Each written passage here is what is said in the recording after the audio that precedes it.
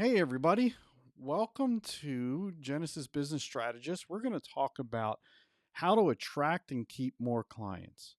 You know, that tends to be the biggest issue right now. So let me know if this resonates with you. You're doing all the marketing that everybody else is doing, but it seems like you can't attract new customers.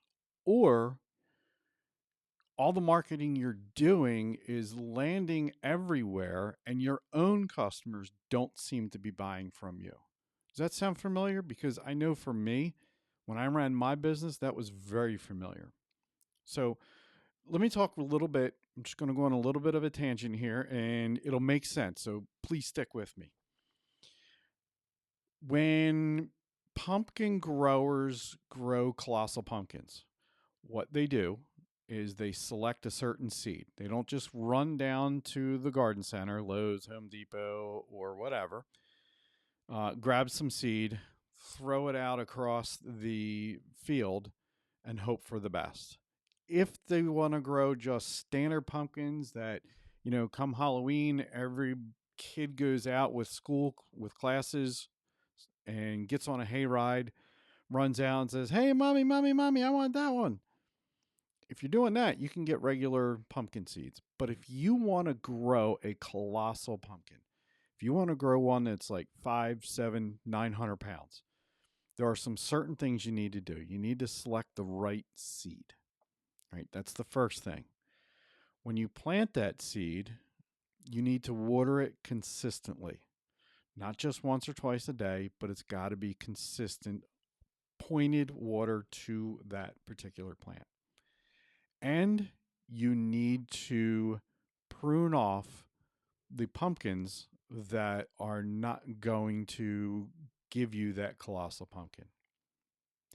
You know, I didn't realize it at one point that you have many pumpkins grow on a vine. And in order to get the largest one to continue to grow, you need to prune it off so it can get all the nutrients. You pour all the nutrients, everything into that one plant or that particular pumpkin. And by doing that, you're not looking at the next shiny thing, sending it out to every pumpkin along the vine. You're laser focused on that one pumpkin to get it to grow as large as possible, right? So our businesses are the same way. There's three things we need to do consistently in order to attract and keep our clients. So come up with a system called the sweet spot. Can't say it was mine, but this Venn diagram is going to show you the sweet spot. It's based on a book called Pumpkin Plan by Mike Michalowicz. And as you see, you've got your top clients, your unique offering, and systemization. And when you have all three of those firing on all cylinders, you hit your sweet spot. So, what are we talking about? Well, your top clients are the clients that love what you offer. They are typically your most profitable clients, and your company loves serving them. How many times have you answered the phone and looked at that caller ID, which is a great invention, by the way, and said, "You know what? I just don't have the bandwidth to deal with them today." Or you roll your eyes knowing there's going to be a problem. Yeah, you've done it too, huh? Then you've got your unique offering. And with your unique offering, it is what you sell. It could be how you sell it. It could be how you deliver it, right? It could be your vision, your mission. How many companies have you worked with that you actually worked with them because of their mission? Um, Bombas socks, right? For every pair you buy, they send another pair, or Tom's shoes. Every pair you buy, they send another pair to somebody in an undeserving country, in a third world country or another country who can't afford it. Your immutable laws. It could be your code of ethics or your area of innovation, right? That may be different. And systemization. So it's the scalability of your business, the ability to expand and grow sales by adding resources. And when you have all three of those, you are in your sweet spot. But you may be saying, hey, Steve, that's all well and good, but I've got two of them. I should be really good, right? Well, let's take a look at that. Let's say you have your unique offering and your systemize, right? But you're not aligned with your top clients, your most profitable clients. Your marketing is going to be ineffective. It's going to fall short. You're not going to be attracting the ideal clients, the clients that you want to deal with, you want to serve. And your current clients aren't going to be interested in any new offerings you have. Now, if you don't have your unique offering, let's say you have your top clients and you're systemized, you're ready to grow. You're like, hey, Steve, I know who my top clients are. I'm ready to grow. I've got systems in place to make it happen. Then what's the deal? How's that not going to work? Well, it's going to be hard to get noticed, right? If you're not unique, you're going to look like your competitors. You're going to need to discount to attract customers, or you're going to need to discount to keep customers.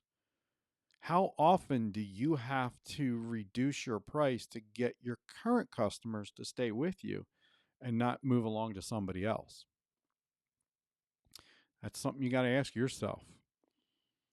Now, let's say you've got your top clients, you've got your unique offering, but you're not systemized. Well, you're not going to be scalable. You're going to wind up trading dollars for hours, and the business owner and key employees can't be away from the business any length of time without the business itself starting to fall apart. So, meet Smartly Organized. It's a home organization company that would sit down with their clients and help them organize their business, their home. And then after they moved, when they set up in their new home, they would come in and help organize the new home. The problem is it was one person doing all the organization. She quickly realized that she could not grow any further. So she sat down and identified their top clients and what they all had in common. And what she found was the majority of them were both moving. So they're setting up to sell their house. And then after they moved, they needed to reorganize the new house. So she developed a unique offering specific to her top clients, what they wanted and what they needed. She documented the process and started bringing on a team to be able to show the vision to these people when they're moving, getting ready to sell, when they move. And then she could grow and help more people through the team with her processes. She experienced exponential growth. She tripled her business in the first 3 years of finding her sweet spot. So you might be saying, hey, Steve, how'd she do that? Well, she sat down and filled out this assessment. It's a 9-question. You got to be honest with it. It's a 9-question. 1 is it's never true. 5 is it's always true. And once you're finished filling out the sweet spot assessment, you and I can sit down over a 15, 20-minute phone call and we can review the results. And you may find that you're doing fantastic in all 3 areas. That would be great. You may find out that, you know what, one area is really lacking and I need to figure out how to make that happen so I can get into that sweet spot. So I encourage you to take the time, fill out this assessment. We'll sit down together and we'll go over the assessment. Again, it's just 15, 20 minutes. I'll just show you where you are and where you can go from there and help you attract and keep more of your current clients, become more profitable, and be able to live the life that you wanted to live when you started your business. Thanks, everybody. Hope you have a great day. Thanks for coming by.